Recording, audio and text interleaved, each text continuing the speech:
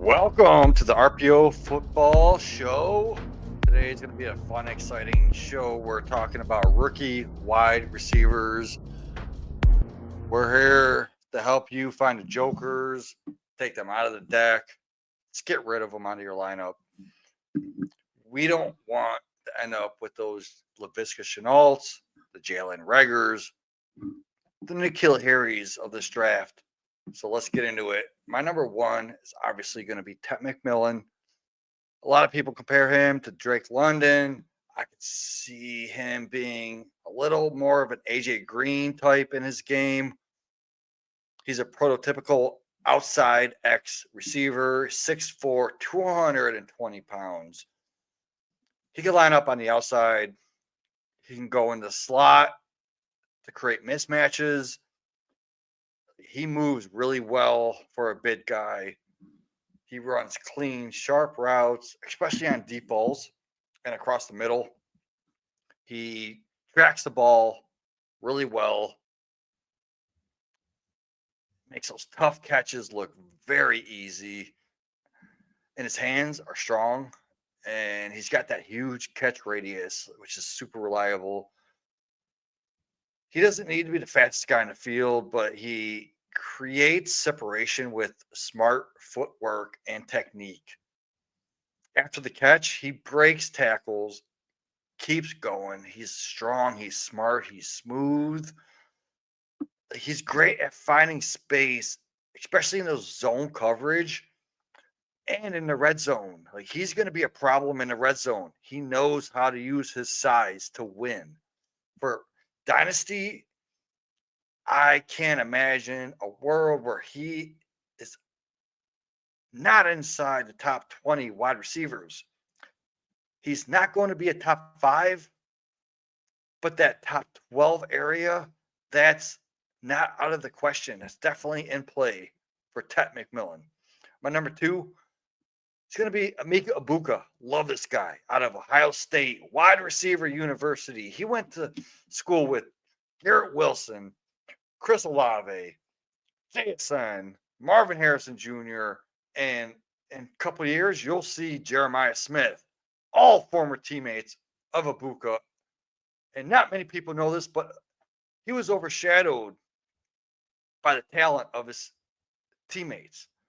But Egbuka is currently Ohio State's all-time leading receiver in yards and receptions.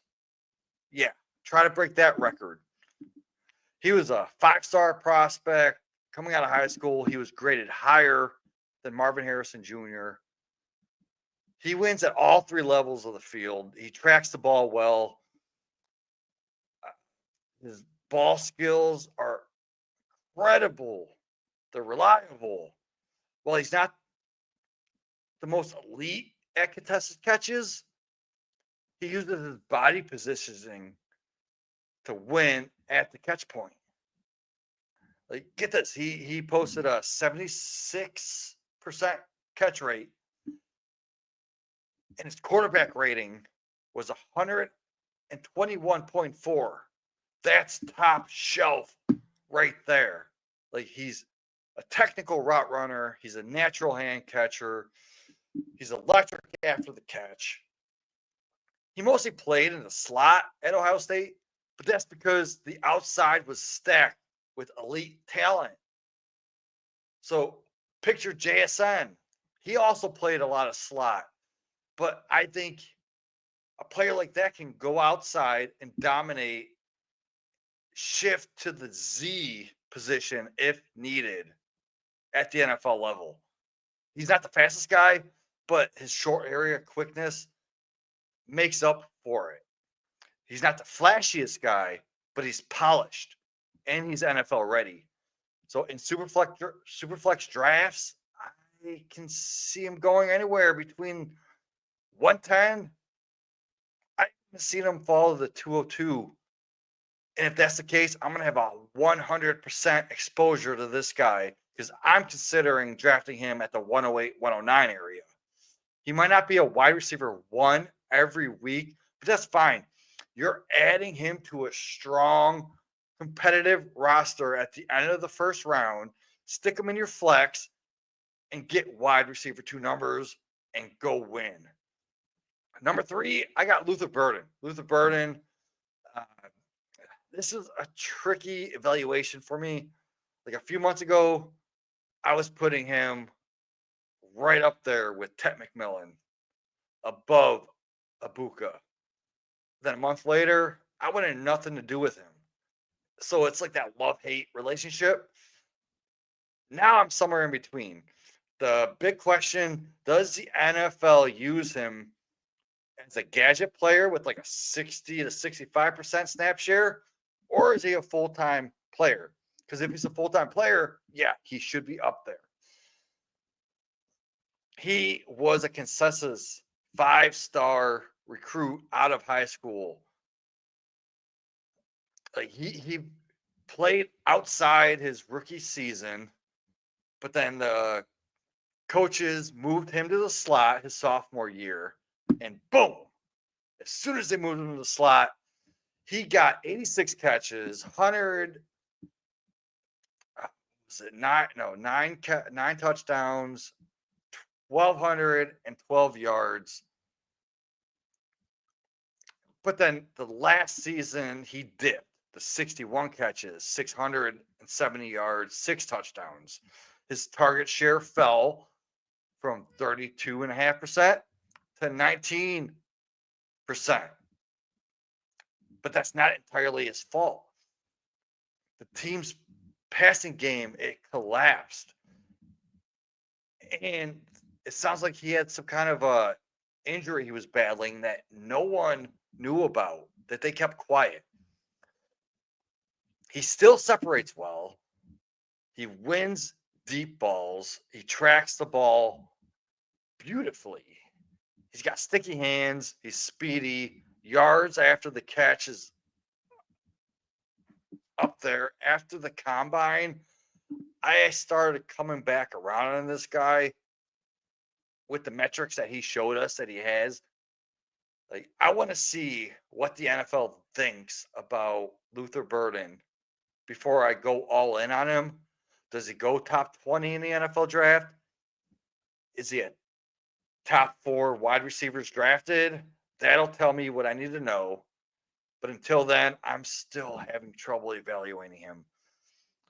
But let's talk about someone that is one of the most debated prospects in this class, and that's Travis Hunter. My wide receiver 4.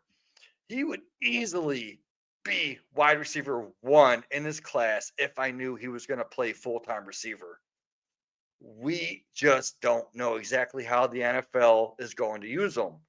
The splits between wide receiver, cornerback. Is he going to play both?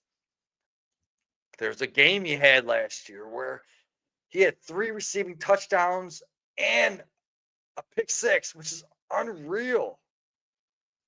He won the Heisman, first ever 2-time Paul Hornung Award winner, 5-star top-ranked recruit out of high school.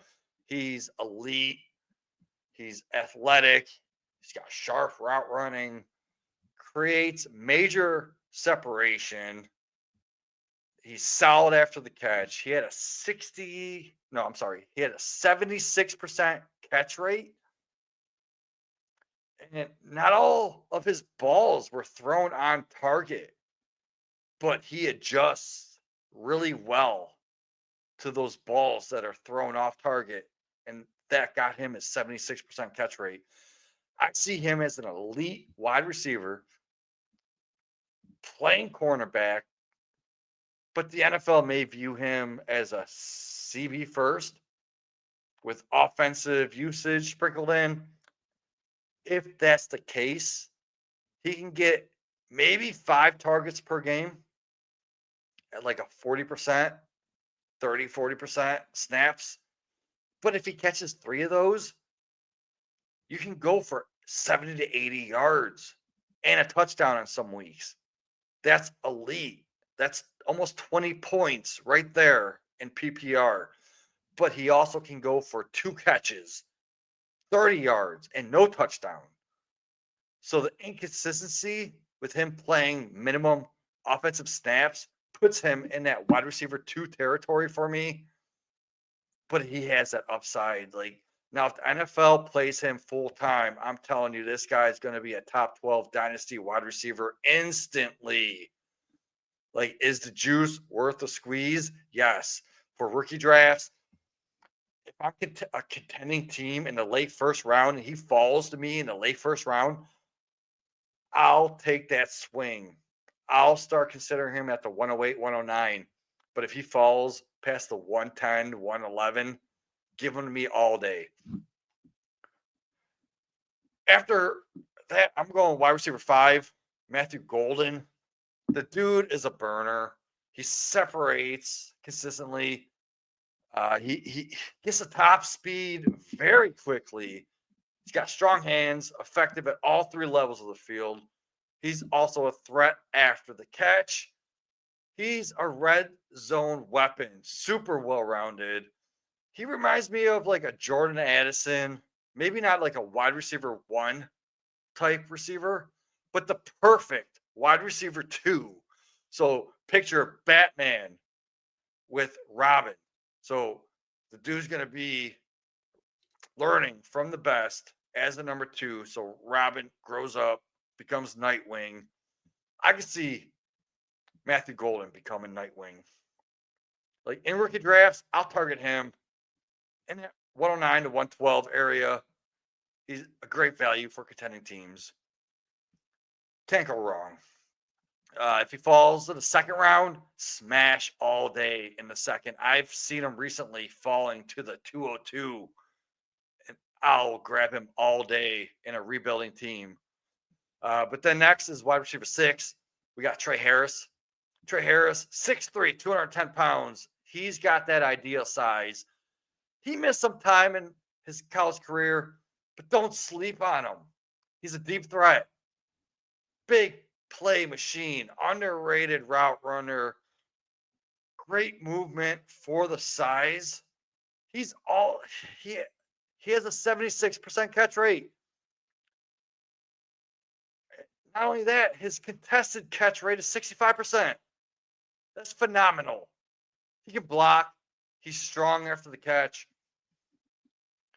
He only played half the games Golden did last year, but still ended up with more catches, more yards, double the yards per game, and similar touchdowns.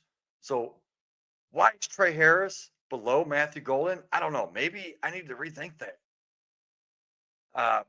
I wouldn't be surprised if he ends up the best receiver in this class. Trey Harris, don't sleep on him because you're getting him in the mid-second of your round because people are ignoring this guy.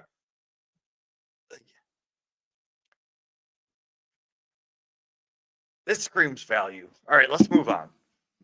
Number 7, my guy. This is my guy where I'm not leaving any draft without him. It's Jalen Noel. Before Sleeper even added him, I was calling my shot in the chats, using a placeholder and saying, I'm taking Jalen Noel, whatever pick it was in the 4th round, Jalen Noel in the 4th. And then I was moving him up to the late 3rd. Finally, Sleeper added him. Now he's going mid-second. Oh my God, what a rise from 4th to 2nd round. This dude's great. He was a co-captain at Iowa State the last 2 years. That's rare for a wide receiver to be a co-captain of his college team. He's 5'10", 194 pounds, almost at that 200 mark. Some might worry about his size, but I love it. He's athletic. He wins at all 3 levels of the field. He's speedy. He's got sharp footwork.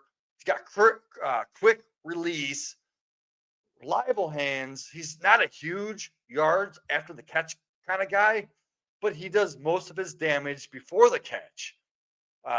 He should be going in the NFL draft in the top 50. So day 2 picked, early day 2, somewhere in that mid day 2 for fantasy.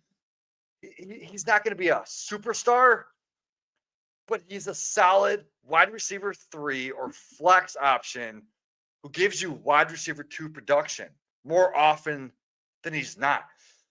I'll take him. I'll look at him at the 205 to 208 area. And if that happens, I'm going to be like 50% exposure to Noel. I'm going to be all in on this guy. He'll be a steady contributor. Not that's he's not exactly what you want to be, like a wide receiver 1 or a top end wide receiver 2, but he's going to give you production. And if you're taking him in the mid to late second round, give that to me all day. All right, let's go move on. We got Alec Manor. This is the catching Canadian. Love this guy. I was high on him early, and I still see his upside. It's just I've been moving him down lately. Well, not that I'm moving down, I'm moving other people up, like Noel and Trey Harris. But he's that outside X type of receiver. He can be used in that flanker role. He's better suited as like a wide receiver 2, playing alongside of like a bigger wide receiver 1 in the offense. I think of like a Chris Godwin to Mike Evans type, Addison to Jefferson. So he's going to be solid. He's good at like both the short and the deep level of the field. He's got great release, tracks the ball in traffic, almost a 70% catch rate in college. He catches through his contact. He's probably like going to be a late day 2 NFL draft pick. We'll revisit this after the draft. I've seen comps, the people like Amari Cooper. I've seen comps to Rashee Rice. Could also be Terrence Marshall, which is his downside. But for fantasy, like I'm not targeting him early, but if he slips to that like 209 to 212 area, I'll take a look at him. I might take a few shots on him. But when he falls to that third round, he's a third round receiver that I'm looking to get a good exposure to. Jaden Higgins, I might even take Jaden Higgins over A.O. Manor. Like the hype is real, and I'm here for it. He played 70% on the outside, 30% in the slot. The dude's 6'4", 215 pounds. He's got good straight line speed. He ran like a 4.47. He's got reliable hands, vertical threat. His college dominator rating was 37%, and he had a target share of 28.5, which was in the 86 percentile, and he had a 19-year-old breakout age, which is top notch. So he's got the metrics. Now, here's my concern. He has a lack of separation. He struggles in contested catches. He might get bottled up by like those physical corners, those CBs that are like bigger bodied. That might make him matchup dependent. So like earlier in his career, I could see like him as like one of those flex flyer guys that you won't start him every week, but he can step up in like a bye week situation, or if you have an injury concern, he might give you that top 24 week, or he might give you that goose egg. So I've seen him going in the late second, early third. I'm comfortable taking him in that like 305 range, giving me that all day. After the draft, he might jump up in the second round. That's going to be too early for me for this prospect. But let's move on. We got Jalen Royals. Jalen Royals, like this guy, sleeper alert, sleeper alert, sleeper alert. Don't sleep on Jalen Royals. He didn't face elite competition through his college career, but he pops on tape. He's got great release. He's consistent in separation, and he's excellent with that yards after the catch. He's got strong hands, great body control. He tracks the ball well downfield. He's got that long speed, like the more of that like possession type guy, perfect for like our PPR leagues. They're just gonna pepper him with targets. Like picture Jaden Reed plus. Like if he turns out to be Jaden Reed, perfect. Like I'm not reaching on him, but if he's there in that mid third, I'll look at him. If late third, and all my running back targets are off the board at that time, I'm taking them every time. So that's my top 10. I do have a couple honorable mentions that you need to keep an eye on. Kyle Williams. Yeah, just I don't know what to say. Just I'm gonna keep an eye on him. We'll see what happens. We have Isaiah Bond. Isaiah Bond was one of my top targets before the combine, but the dude has too much of a big mouth. And then all of a sudden he has some kind of a situation where he went to jail and now he's out on bond. I don't want a receiver like that. So think of Henry Ruggs. Henry Ruggs gets out of jail next year. I don't want to wait for Isaiah Bond to get out of jail. But one of my favorite wide receivers, Jack Bech. Yeah, Bech. You need to keep an eye on Jack Bech. This guy is one of the most deepest sleepers. I could see him going like in the mid third round. I compare him to someone like a Keenan Allen type player where he can give you those wide receiver 2 numbers, wide receiver 3 in Dynasty. He might be the best pro ready receiver in this class. One guy I'm keeping off my boards is Restrepo. Yeah, I call him Restrep no, because I don't want nothing to do with this guy.